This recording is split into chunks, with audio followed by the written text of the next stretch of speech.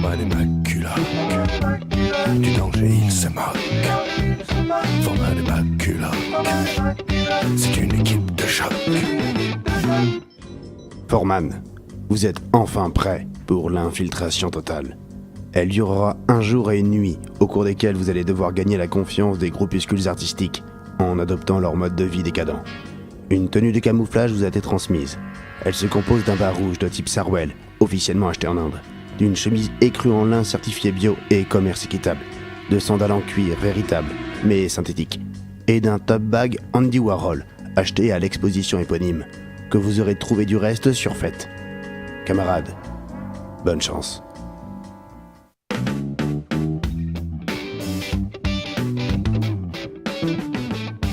Mon infiltration débutait. J'étais au cœur d'un groupuscule artistique, dans ce qu'ils appellent une compagnie. Les fausses moustaches, pour ne pas les nommer, regroupaient danseurs, chanteurs et artistes dramatiques.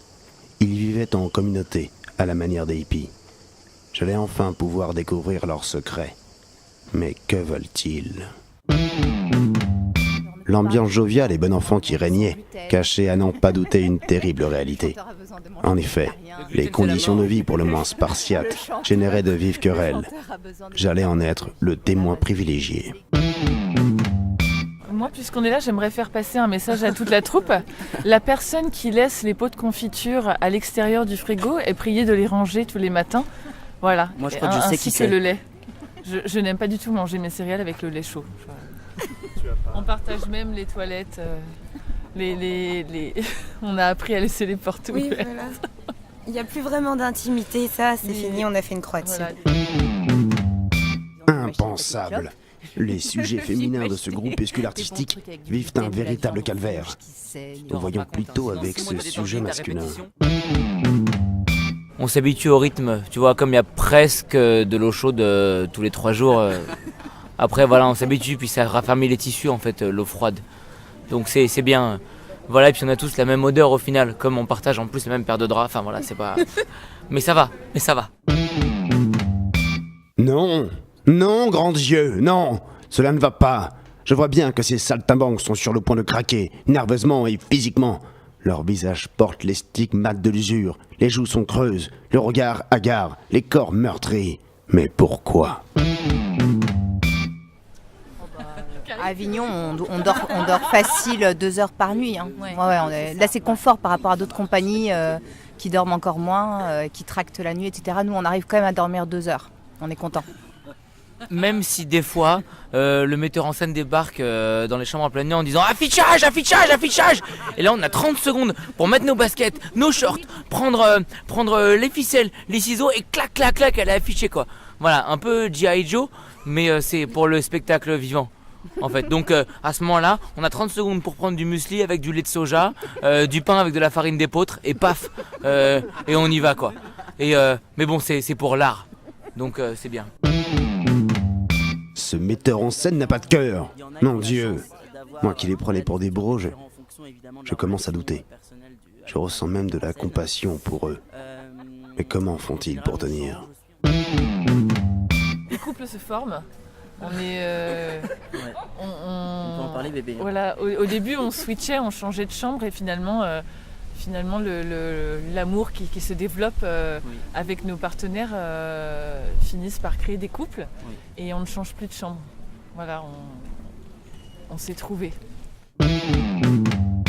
Et ils pratiquent donc une forme de sexualité artistique, afin certainement de sécréter dopamine et autres sérotonines. Mais oui, je comprends désormais. Mais qui est ce mystérieux saltimbanque ? Les effets de ce maudit festival semblent n'avoir aucun impact sur son organisme. C'est tout bonnement incompréhensible.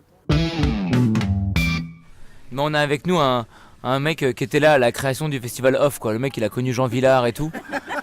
Et en fait, ce mec-là, c'est tout d'Avignon.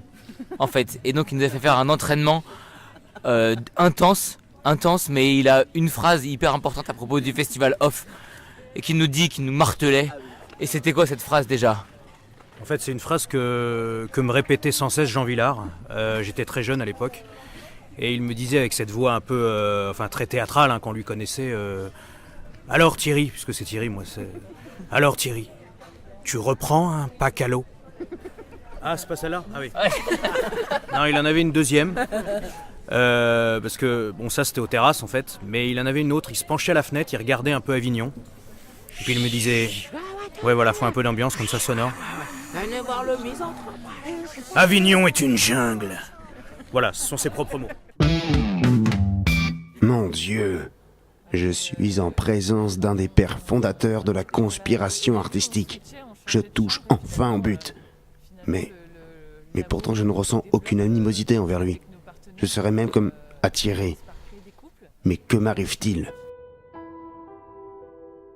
McCulloch, je ne comprends plus. Je déteste les artistes. Je les maudis. Et pourtant je ne leur veux aucun mal. J'aurais même de l'affection pour eux. Et si nous nous trompions, McCulloch? Et si au fond les gens du spectacle étaient des êtres humains, comme vous et moi? Allez Foreman, on y va, c'est parti. Mais on va où? Eh ben on sort. Mais vous n'êtes pas fatigué? Tu es bien naïf Foreman, tu es bien naïf.